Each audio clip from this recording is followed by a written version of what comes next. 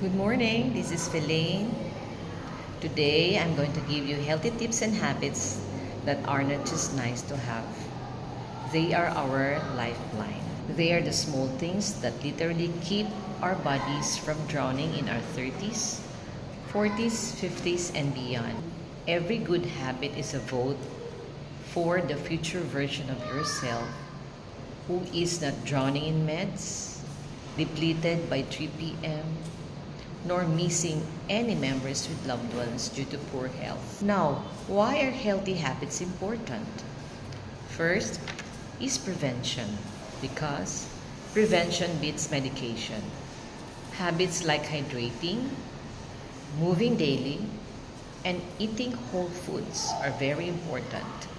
They prevent lifestyle diseases before they knock on your door. Second, energy.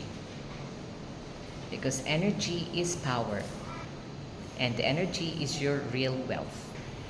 Without healthy habits, you're rich in money, but bankrupt in energy.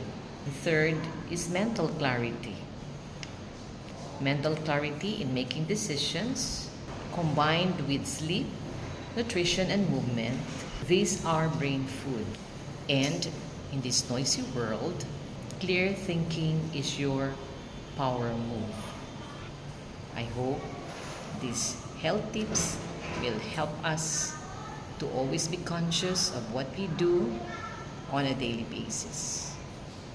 Thank you so much. Please like and share this. Kung sino po ang kilala nyo na nangangailangan marinig ito. This is Feline, your health advocate queen. Till next video, thank you.